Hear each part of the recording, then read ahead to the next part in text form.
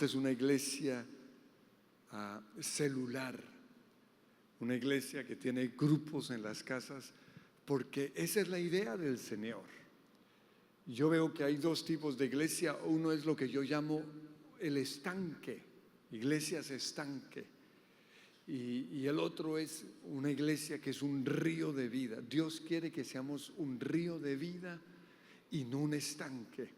¿Por qué? Porque un estanque es una iglesia que gira alrededor de una sola persona, pero un río de vida es una iglesia en donde hemos tumbado las rocas que volvieron nuestra iglesia un estanque y lo hemos dejado correr por todos lados. Me decían ahorita que tienen iglesia en Italia, los felicito, que tienen en muchas naciones del mundo. ¡Wow! Un aplauso para ustedes y es un honor estar acá. Entonces quiero hablar acerca de la multiplicación, algo que yo he llamado la unción de multiplicación, y tiene que ver con los 3 grandes mandatos que nos dio Jesús antes de ir al cielo. El primer mandato fue: prediquen el evangelio. El segundo fue: hagan discípulos. Y lo tercero que él dijo fue: no se vayan de Jerusalén sin recibir el bautismo en el Espíritu Santo, porque recibirán poder cuando haya venido sobre ustedes el Espíritu Santo y me serán testigos. Entonces, quiero hablar específicamente de 2 cosas. Hay una diferencia entre predicar el evangelio y hacer discípulos. Tristemente hoy hay muchos en nuestras iglesias convertidos, pero pocos discípulos. Y yo puedo, o sea, si yo tengo carisma como predicador, o si yo traigo un gran predicador, yo puedo reunir multitudes. Los milagros atraen a las multitudes. Jesús usó los milagros para reunir multitudes y predicarles el evangelio. Pero cuando pasamos de simplemente predicar el evangelio, tener conversiones, a discipular a la gente, los que solo siguen al Señor por las señales, por los milagros, se van a ir. A mí me impresiona Juan capítulo 6, en donde vemos que Jesús alimentó a multitudes y luego comenzó a predicarles un poco más duro. Y dice la Biblia que a partir de ese momento las personas comenzaron a abandonarlo. Y me llama la atención que el versículo que lo menciona es Juan 6:66, el número de la bestia. Dice: a partir de ese día muchos abandonaron a Jesús. Y luego veo algo, y son los detalles que yo veo en la Biblia que me impactan, y es que Jesús se voltea donde están sus amigos, sus discípulos, y les dice: ¿ustedes también me van a abandonar? Porque Jesús también tenía emociones. Así como nosotros, nos duele cuando las multitudes nos abandonan. Ustedes, mis amigos, también me van a abandonar. Y en esas Pedro le dice: ¿pero a quién más iremos? Solo tú tienes palabra de vida. Y con unos pocos Jesús hizo lo que vemos hoy a nivel mundial. Entonces, el secreto es hacer discípulos, no solo conversiones, sino hacer discípulos. Y para ilustrar mi mensaje, quiero que leamos una parábola que se conoce en la Biblia como la parábola del sembrador, pero realmente debería ser la parábola de los 4 terrenos. ¿Por qué? Porque el secreto no es el sembrador. El secreto tampoco es la semilla que el sembrador sembró. El secreto es la tierra en la cual cae la semilla. Y si nosotros entendemos este principio, vamos a tener lo que yo llamo la unción de multiplicación. Pero dice la Biblia en Mateo 13:23, el que recibió la semilla que cayó en buen terreno, es el que oye la palabra y la entiende. Este sí produce una cosecha al 30, al 60 y hasta el 100 por uno. Ahí habla de la unción de multiplicación. Nosotros podemos predicar y predicar y no tener fruto.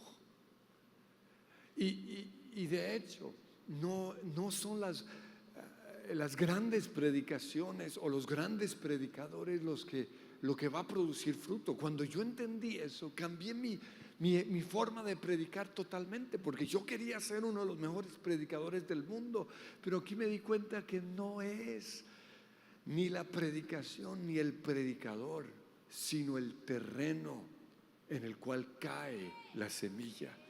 Entonces nosotros tenemos que conocer eso, el terreno, y ministrar al terreno. Entonces Jesús en esta parábola nos habla de 4 terrenos diferentes, y aunque las proporciones no son exactamente iguales, para entenderlo vamos a dividir la tierra en 4, ¿no? Entonces un terreno allí, otro terreno acá, otro terreno acá y otro allí. Según esta parábola, solo el 25%, si lo dividimos en 4 grupos iguales, solo el 25% en una iglesia produce fruto, al 30, al 60 y al 100 por uno. La verdad, ni siquiera es el 25%. Según las estadísticas, solo como el 8% en la mayoría de las iglesias producen fruto. En el caso de las iglesias celulares, como es esta, no es así. Aquí se logra que el fruto lo produzca como el 60% de los cristianos. Por eso yo amo las iglesias celulares. Pero pensemos en la mayoría de los cristianos. En una iglesia común y corriente, solo el 7% produce fruto, al 30, al 60 y al 100 por uno. Y durante muchos años en las iglesias nos dedicábamos solo a ese porcentaje mínimo que producía fruto, pero descuidábamos lo otro. Y a través de esta parábola el Señor me mostró que todos los terrenos en una iglesia son buenos. O sea, ningún terreno es malo, simplemente hay que saber trabajar el terreno.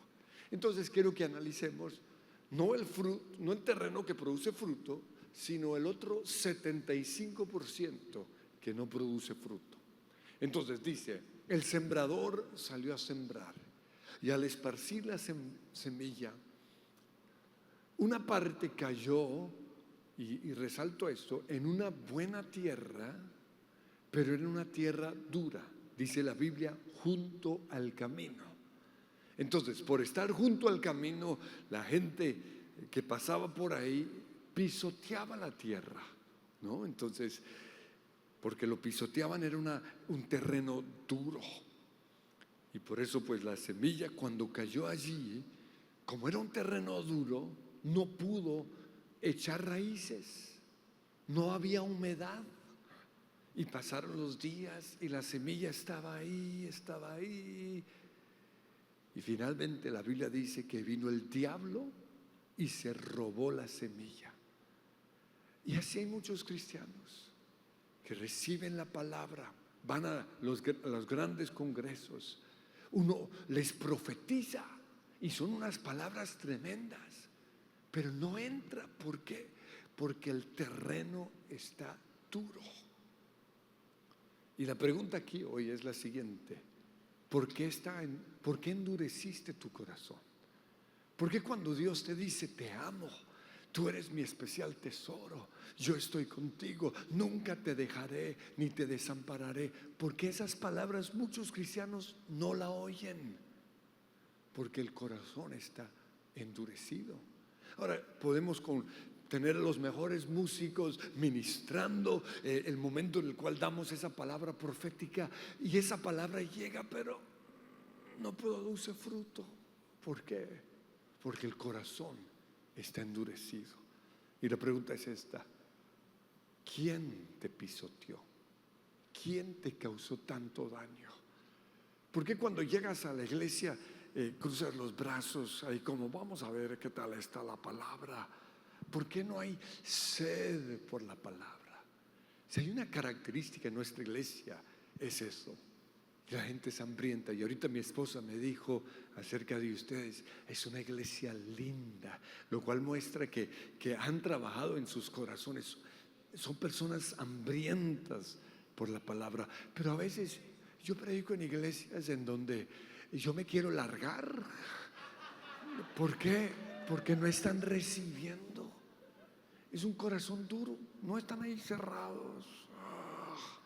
En cambio, una iglesia sedienta es una iglesia donde abren los brazos, donde abren las piernas, donde tienen hambre y sed de la palabra. Sin embargo, si nosotros no sanamos el corazón, aunque Dios dé una palabra linda, va a quedar ahí y no va a producir fruto. Y yo he visto eso, especialmente con los hijos de muchos pastores, que Dios tiene grandes propósitos para ellos, pero la palabra no llega al corazón. ¿Por qué? Porque sus papás les han causado mucho daño. Con lo que mi esposa nos hablaba, los han maldecido, les han gritado, los han pisoteado, los han abusado verbalmente o aún emocionalmente. Por eso quiero que pensemos hoy y permitamos que Dios nos ministre. ¿Por qué endureciste tu corazón? ¿Quién te pisoteó?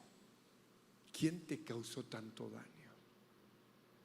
Yo recuerdo que cuando a mí me predicaban acerca de temas como sanar el alma herida, renovar la mente, sanidad interior, todo eso, yo cruzaba mis brazos como eso no es para mí. O sea, eso no se necesita. ¿Por qué? Porque yo vengo de un hogar lindo.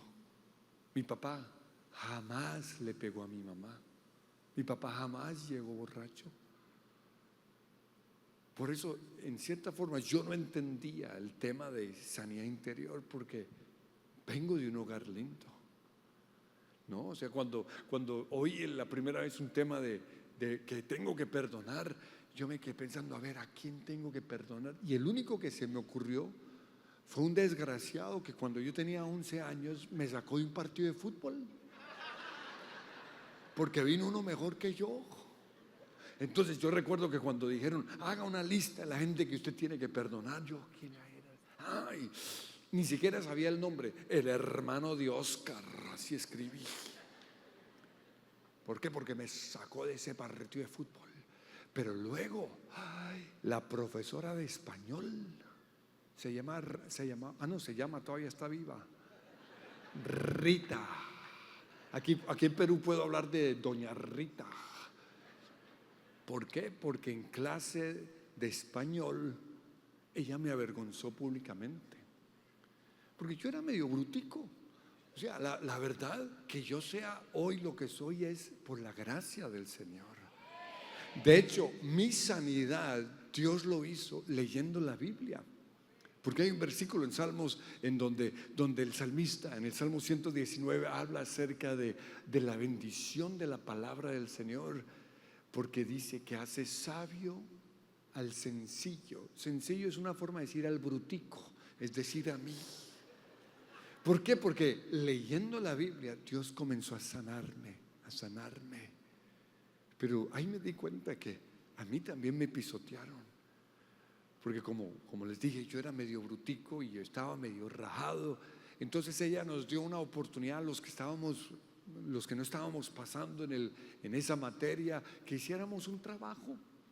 Y el trabajo era leer un libro. Yo me lo leí juicioso y fuimos ese día a la presentación y ella dijo, quiero que lo presenten, que hagan un debate.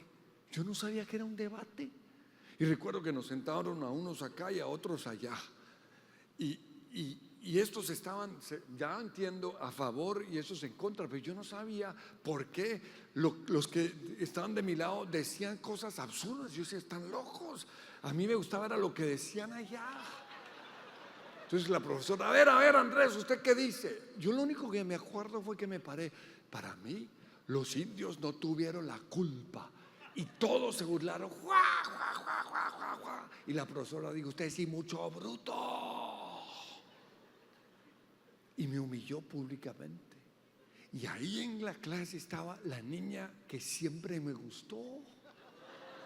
Ahora, ella no dijo nada, pero yo me imaginé que ella pensaría, y ese bobo se quiere cuadrar conmigo. Pero me marcó. ¿Por qué? Porque Dios quería que yo fuera comunicador social. O sea, que yo predicara. Y una de las carreras que debería haber estudiado era comunicación. Pero como esa burla pública me marcó tanto, me volví bobo al hablar. O sea, yo me identifico con Moisés. Yo no era bueno hablando, porque en el colegio alguien me pisoteó, alguien se burló de mí. Y recuerdo que cuando ya todos estaban hablando acerca de ir a la universidad y había un grupo reunido en el colegio, y entre esos estaba la niña que siempre me gustó, y me dice, bueno, ¿y tú qué vas a estudiar? Y yo dije, comunicación social. Y ella se burlaron de mí. Pero si tú no sabes ni hablar. Y por eso terminé estudiando disque administración de empresas. Nada que ver. Pero ojo, si en mi caso una burla me llevó a volverme torpe en el colegio, a titubear mientras hablaba y a elegir una carrera equivocada, imagínense el resultado de un papá que le dice a su hija, pareces una prostituta, vas a salir hacia la calle. O de otro papá que le dice a su hijo, homosexual o quién sabe qué. Los marca. Por eso vuelvo a preguntar, ¿quién te pisoteó? ¿Quién se burló de ti? En el caso de mi esposa, ella me contaba cómo en su niñez, mientras en las celebraciones del final del año, su mamá estaba atendiendo a los invitados y su papá tomando alcohol con sus amigos, y las niñas solas bailando con desconocidos. Y estos hombres comenzaron a tocarlas en donde no deberían. Las abusaron. Aunque no hubo sexo, hubo caricias que no deberían existir. Y esas cosas nos marcan. También ella me contaba de la soledad que experimentaba y la depresión, cosas que yo no entendía, pero mucho tiene que ver con experiencias en nuestra niñez. Por eso, ¿quién te tocó? Y nosotros tenemos que entender que en las iglesias trabajamos con personas que han sido pisoteadas, personas que han maltratado, personas a las cuales les han hecho daño. Y cuando el terreno es duro, la única manera de producir fruto es entrar con una garlancha o una pala o una pica y duele a veces estos procesos de sanidad. Pero cuando hacemos eso, la gente produce fruto al 30, al 60 y al 100 por uno. Por eso vuelvo a preguntar, ¿quién te pisoteó? ¿Quién te hizo daño? Otra pregunta que hacemos mucho en nuestra iglesia es la siguiente: ¿cómo es tu Dios? Hay una película cristiana, se llama El corazón del hombre, y uno de los protagonistas en esa película dijo lo siguiente: dijo que la cara que nosotros le ponemos a Dios es el del papá o el de la persona que nos abusó. Yo recuerdo que cuando yo vi eso en esa película quedé impactado. ¿Por qué? Porque tiene que ver con muchas de las experiencias que hemos tenido que ministrar. Y quiero que piensen en esto: la cara que nosotros le ponemos a Dios generalmente es la cara de la persona que nos abusó o nos lastimó. Entonces, quizás usted aquí adora a Dios Todopoderoso, Creador, pero en su interior, la imagen que usted tiene es de la persona que le abusó. Y él estaba hablando del abuso sexual. Cuando él dijo eso, yo recordé una niña en nuestra iglesia que decía que siempre que ella adoraba, de repente tenía una imagen de las partes íntimas de su papá. ¿Por qué? Porque el papá le obligaba a hacer cosas que no debería haber hecho. Y esa era la imagen que ella tenía de Dios. ¿Por qué? Porque cuando adoramos a Dios lo vemos como papá, Abba, Padre. Y hay muchos en nuestras iglesias que han tenido esa situación y necesitan ser ministrados, necesitan ser sanados. Por eso vuelvo a preguntar, ¿quién te pisoteó? ¿Quién te abusó? ¿Quién te abandonó? ¿Quién te causó tanto daño? Y has trabajado alrededor de esto, has perdonado, has sanado tu corazón. En una ocasión estábamos ministrando con la banda en un pueblo en Colombia, y recuerdo que ellos estuvieron como 40 minutos tratando de hacer que la gente primero saltara, alabara al Señor y luego adorara, y no podían. Incluso yo estaba ahí al frente adorando al Señor y me volteé y los miré y estaban lejos de Dios. Y subí y ministré algo parecido. Y comenzamos a ministrar sanidad. Y después usted los viera adorando. Era otra cosa. ¿Por qué? Porque la cara que le ponemos a Dios muchas veces es la cara de la persona que nos abusó. Por eso es tan importante sanar el corazón.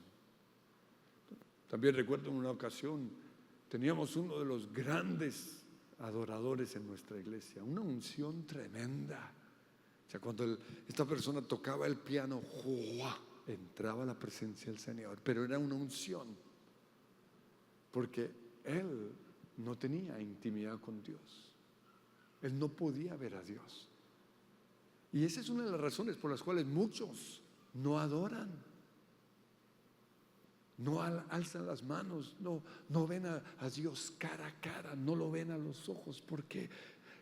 Porque hay experiencias de su pasado que no los deja ver a Dios y tienen que ser sanados. Y esta persona no adoraba.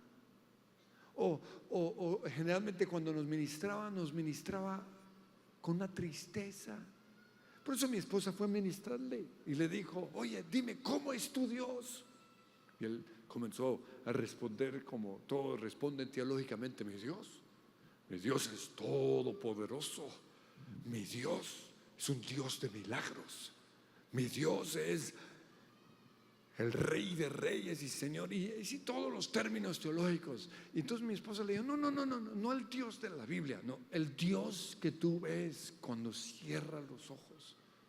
Y él volvió a decir: mi Dios es todopoderoso, omnisciente, soberano, creador del cielo y de la tierra. No el Dios de la Biblia. ¿Cómo es tu Dios? Y él en esa respondió: mi Dios es pobre, mi Dios es malo, mi Dios me abandonó. Y comenzó a hablar ¿de quién? De su papá. Y gracias a que pudo sacar lo que estaba en su corazón, pudimos ministrarle. ¿Cómo es tu Dios? Cuando tú adoras, cuando cierras los ojos, ¿es un Dios alegre? ¿Es un Dios lindo? ¿Es un Dios del cual ustedes se siente orgulloso? ¿O es un Dios perezoso? No hace nada, no tiene visión. Necesitamos sanar el corazón de las personas. Pero en segundo lugar, la Biblia nos habla de que la semilla cayó en otro buen terreno, porque quiero que quede claro que todos los terrenos son buenos. Simplemente tenemos que trabajar con esos terrenos. El otro terreno es un terreno pedregoso, dice la Biblia. Es decir, que es una tierra buena, pero hay piedras. Y entonces, ¿qué sucede? Que cuando la semilla llega allí, echa raíces. Pero, como hay piedras, las raíces no son profundas. Entonces, cuando la raíz choca con la piedra, la planta, en su inteligencia, dice: ya no hay para dónde ir, me voy para arriba. Y sale, dice la Biblia, un árbol espectacular, bonito, con flores, con fruto. Y Jesús dice: hay cristianos así que producen mucho fruto, que al comienzo son cristianos apasionados. Usted los ve aquí al frente alabando al Señor, metidos en todo, pero como no tienen raíces, cuando viene la prueba, se apartan del Señor. Y ahí habla la prueba como las tormentas. Cuando vienen tormentas, como no tiene raíz, se muere. Pero también la prueba puede ser el sol. Cuando sale el sol bien fuerte, como no tienen raíces, no están chupando el agua en las profundidades de la tierra, en tiempos de prueba, se alejan de Dios.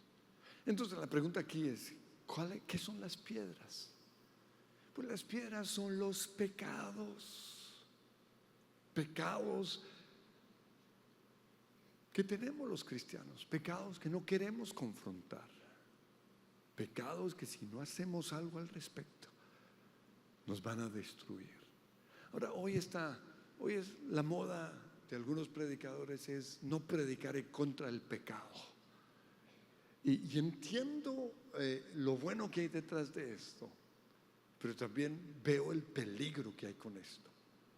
No quieren hacer sentir mal a los cristianos, y eso está bien, porque durante muchos años nos predicaban un mensaje de condenación, y no puede ser así. No podemos hacer tanto énfasis en el pecador, sino en el Salvador. No podemos hacer énfasis en el diablo, sino en el que venció al diablo. Y estoy de acuerdo con eso, pero el problema es que hoy muchos ya no saben qué es pecado. Muchos no saben que el cristiano tiene que llegar virgen al matrimonio. Eso ya no se predica. Muchos no saben que el enojo es pecado. No solo es pecado, sino que el enojo apaga el Espíritu Santo. Y hoy hay muchos cristianos que no han tratado con sus pecados, y por eso oímos de grandes predicadores con iglesias de 20,000 miembros, y de repente le son infieles a su esposa. ¿Por qué? Porque no trataron con estas piedras. Y Dios quiere que tratemos con esas piedras. Si usted mira, Jesús trabajó con las piedras en la vida de Pedro. Y gracias a eso Pedro jamás se alejó del Señor. Entonces nosotros tenemos que seguir siendo iglesias en donde confrontamos el pecado, pero tiene que ser con la dulzura que lo hizo Jesús. No cuando le tiraron una prostituta ahí a los pies de Jesús y le pidieron, la Biblia dice que hay que apedrearla. Jesús, ¿qué dijo? Pues antes de lo que él dijo, Jesús tomó el lado de ¿quién? De la prostituta. No tomó el lado de los fariseos, el lado de los que la acusaban. Y ese es el cuadro que debemos tener de Jesús. Él jamás tomará el lado de los que señalan. Jesús jamás juzga, jamás saca el pecado a la luz. Ese no es nuestro Dios. Jesús rodea a la prostituta. Sin embargo, Jesús le dice, ¿dónde están los que te condenan? Ella dice, se han ido. Y luego le dice, yo tampoco te condeno, pero añade algo que ya no se encuentra en la predicación contemporánea, y es: ve y no peques más. Nosotros tenemos que saber qué es pecado y tenemos que dejar el pecado. Lo que yo veo hoy en la experiencia que tengo con muchos pastores es que como no se confronta el pecado y todos luchan con el pecado, simplemente lo tratan de calmar, porque dentro de todos nosotros hay una bestia. Entonces cuando hay ganas de pecar, digamos, cuando pasa una niña así muy provocativa y luego, ay Señor, perdóname, y tratamos ya calmadito, calmado, pero la bestia sigue ahí. Yo recuerdo que leí un libro hace como 30 años que hablaba del diablo como león rugiente, y ahí hablaba de un pastor que tenía luchas en su interior, pero las trataba de calmar. ¿Cómo serán hoy las luchas con la pornografía que está ahora al alcance de todos en los pastores? Terrible. Pero él simplemente calmaba la bestia hasta que un día, llevando una niña a su casa, de repente se le salió la bestia y la abusó. Y esto salió en todos los periódicos. Destruyó totalmente su ministerio. ¿Y todo por qué? Porque a la bestia no hay que calmarla, no. A la bestia hay que sacarla. Y entonces, ¿Dios qué hace? Dios permite situaciones en nuestra vida en donde sale lo peor que hay en nosotros. Pero antes yo lo veía como algo malo, hoy lo veo como algo bueno. Dios permite situaciones que sacan lo peor que hay en mí para que yo trate con esas cosas. Por ejemplo, yo sé que en Perú ustedes manejan como santos. Aquí no hay problemas de tránsito o de tráfico, trancones, no. En Colombia, uy, líbranos, Señor. Pero ¿qué pasa? Dios permite eso para sacar lo peor que hay en mí. Y Dios lleva trabajando 30 años conmigo y todavía se me sale el diablo. Pues yo recuerdo una ocasión que después de estar como media hora tratando de pasar un puente, 30 minutos, cuando llegué al otro lado, había una calle y una señora a salir. Y yo llevo 30 minutos, yo no la voy a dejar entrar. Pero como somos cristianos no se puede notar. Entonces yo iba ahí como tranquilo. Pero yo con el acelerador y le gané. Y ella, y cuando me hizo eso yo, ¿qué? Y en esas me reconoce, ¡ay, pastor! Y durante un año, todos los domingos, pastor. ¿Por qué? Porque o tratamos con esos asuntos en el secreto o Dios lo va a sacar a la luz. Ahora, ¿por qué Dios tuvo que trabajar conmigo de esa forma? Porque como nací en un hogar cristiano, ¿no? O sea, en mi casa no hubo televisor sino hasta que yo cumplí como 17 años. En mi casa fuimos muy estrictos. Y hoy le doy gracias al Señor por eso. No hubo oportunidad de pecar. Entonces, por eso yo me creía muy santo. Pero Dios comenzó a mostrar que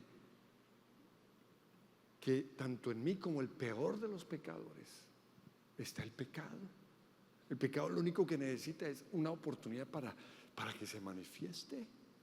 Y para esto Dios usó a mi esposa.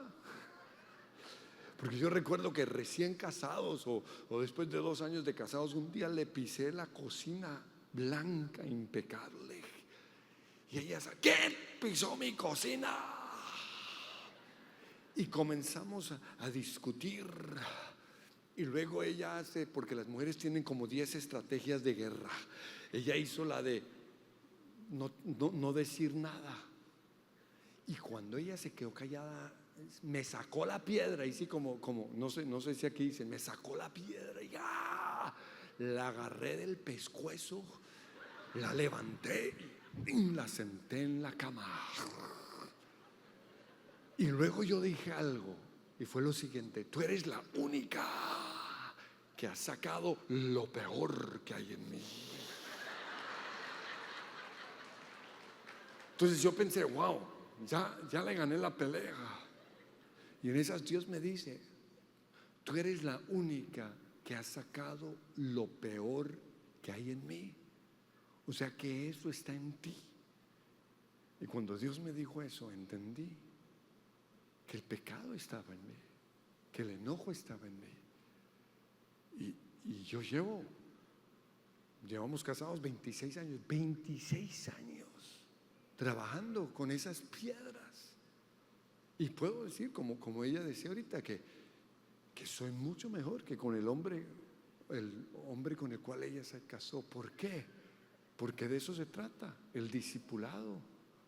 Hasta que Cristo sea formado en nosotros. Hasta que cuando nos hablen digan, wow, fue como si estuviese yo con Jesús. Ahora, mis pecados no fueron así yo llegué virgen al matrimonio, no fueron pecados sexuales, ni siquiera íbamos al cine, o sea, no eran wow. Incluso yo recuerdo que yo me creía, o sea, después de mí la Inmaculada Concepción, así me creía yo.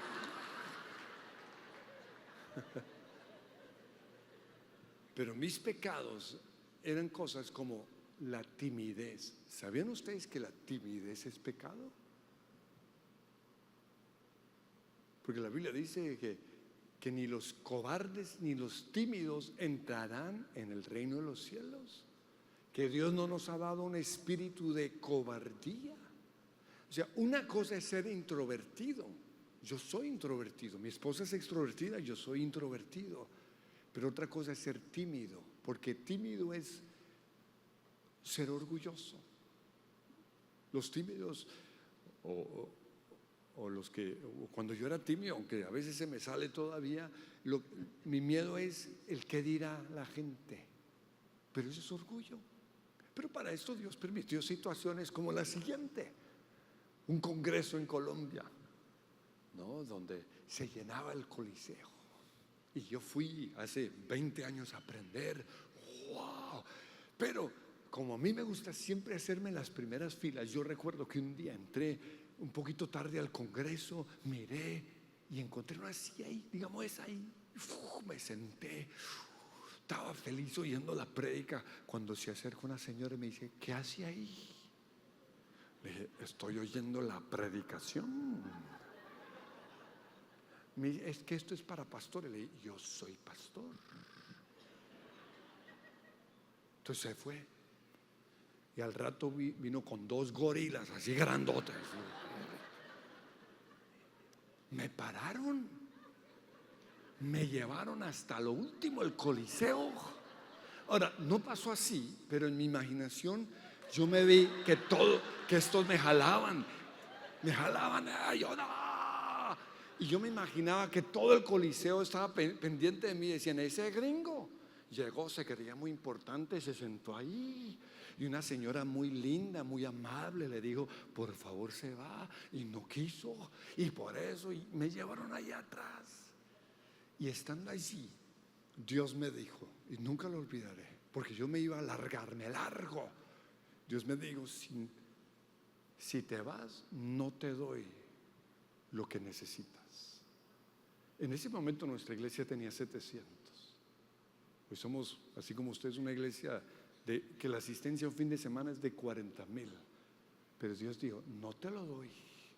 Y ¿saben qué? Quiero decir algo. Muchos pastores amigos míos en Colombia no aguantaron esa clase de presión. ¿Por qué? Porque no se dejaron formar. Entonces me aguanté ahí toda una semana. Pero Dios, que estaba tratando con mi timidez. Un año después ya me conocían, ya tenía yo la escarapela, como se dice aquí, ¿el qué? La credencial de pastor. Y ya podía sentarme ahí.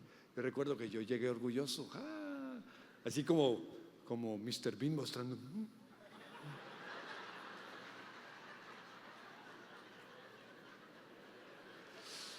Y me senté con los argentinos, todos esos que uno ve en enlace. Hello, oh, yeah. Y recuerdo que a este lado estaban los gringos, ¿no? O los americanos. Y comienza la predicación, una prédica buenísima, buenísima. Pero en la mitad de la prédica a ellos se les dañaron los audífonos, ¿no? Los audífonos de la traducción. Ahora, si a nosotros los latinos nos pasa eso, quedamos, bueno, pero ellos se paran. Oh, please, fix it up, fix it up. Y yo tuve compasión con el predicador. Yo dije, y como ahí me habían invitado a traducir muchas veces, dije, ¿será que les traduzco? No. Finalmente me senté en una caja en la mitad ahí y comencé a traducirles. Y todos los gringos se reunieron y estaban felices. Oh yes, praise God, oh yes, come on. Y en esas vinieron dos hombres gorilas. Yo, ¿qué pasó? Lo que pasa es que me había sentado en la caja donde estaba la cámara y me había emocionado tanto que la cámara se movía así. Pero Dios usó eso ¿para qué? Para sanarme, para liberarme. Entonces, pregunto, ¿qué piedras hay en su vida? ¿Por qué? Porque el Señor quiere sanarlos. Yo veo que en todos los evangelios Jesús estaba confrontando a Pedro. ¿Por qué? Porque había potencial en él. Todo lo contrario. Aquellos que somos más confrontados es porque Dios tiene grandes planes. Recuerda que cuando Jesús dijo, ¿y quién dice la gente que soy yo? Todos, tú eres tal. ¿Y ustedes qué dicen? Y Pedro dice, tú eres el Cristo, el Hijo de Dios. Y Jesús lo felicitó. Bien, Pedro, porque no te lo dijo carne ni sangre, sino mi Padre que está en el cielo. Y yo me lo imagino así como mirando a los demás. Y en esas Jesús dice, es necesario que yo me muera. Y como se sentía el Billy Graham, se le acerca, mire, un cristiano no habla así. Y comienza a predicarle. ¿Y qué le dice Jesús? Apártate de mí, Satanás. Lo confrontó, lo trató de diablo. Entonces iba todo achantado como. Y luego me imagino que cuando estaban ellos en la última cena, yo creo que Pedro buscó el puesto bien al lado de Jesús. Estaba ahí feliz. Jesús, yeah, give me five. Y en esas alguien dice, Pedro, que si corre su burra, que quedó mal parqueada. Y se va y rápido. Y cuando regresa, ¿sabe quién estaba sentado al lado de Jesús? Juan, el discípulo amado. Y al pobre Pedro le tocó en la esquina y todo eso. Y todo eso son ¿qué? Confrontaciones. Y usted puede seguir leyendo. Es fascinante la Biblia, cómo nos muestra, cómo Jesús trata con las cositas que hay en nuestra vida. Y llega el momento en el cual Jesús dice, todos ustedes me van a abandonar. Y Pedro se levanta. ¿Te levantarán? ¿Te abandonarán estos? Comienza, sobre todo ese Juanito. Ese Juanito, ese te va a abandonar. Y Jesús que le dice, ay, Pedro. Tú no solo me vas a abandonar, sino que me vas a negar. Y aquí viene algo interesante. Y es que Jesús lleva a Getsemaní a Pedro, a Jacobo y a Juan. ¿Recuerdan? ¿Y para qué los lleva? Para darle una oportunidad a Pedro de tratar con esas situaciones. Pero en vez de él tratar con eso, la Biblia dice que Pedro se durmió. Por eso después de orar Jesús no le habla a los otros dos, le habla a Pedro. Le dice, ¿no pudiste aguantar ni siquiera una hora? Y dice algo que es bien interesante. Y es que tenemos que orar para no entrar en tentación. Pero no es orar, ay Dios mío, no. Es, Señor, te pido que me reveles. ¿Por qué? Jesús me dijo que lo voy a negar. O sea, yo creo que en Getsemaní Pedro hubiera podido ganar la victoria, pero no lo hizo. Y luego yo encuentro en los evangelios algo interesante, y es que dice que se llevaron a Jesús y todos los discípulos lo abandonaron excepto dos, Pedro y Juan. ¿Y por qué no lo abandonaron? Porque Pedro de sapo dijo: yo jamás. Entonces me imagino, y ya era como las 2 de la mañana, cansado, pero yo tengo que seguir a Jesús, yo tengo que seguir a Jesús. Y en esas, y les invito en su casa que lo lean porque es interesante. Cuando ellos llegan al patio de Caifás, la Biblia dice, porque el que escribe ahí es Juan, dice: el otro discípulo, como tenía palanca, ¿si han leído eso? Dice ahí, como era amigo, lo dejaron entrar. Y cuando Pedro iba a entrar, no tienes ¿cómo se llama eso? El carnet, ¿el qué? La credencial, lo dejan afuera y él ahí. Y él ve que Jesús está ahí, Juan, y él no. Y todo eso es algo que va tratando con su orgullo en su interior. Finalmente, la Biblia dice, Juan habló con los duros y le dijo: oye, ¿me pueden dejar entrar a ese muchachito, ese Pedrito? Y entonces la niña lo llama: Pedro, ven, entra. Y en esas él está alrededor de la hoguera hablando con los del mundo, cuando niega a Jesús. Pero para llegar a ese momento pasó por muchas pruebas. Entonces yo pregunto: ¿qué piedras hay en tu vida? ¿Qué situaciones hay con las cuales tienes que tratar?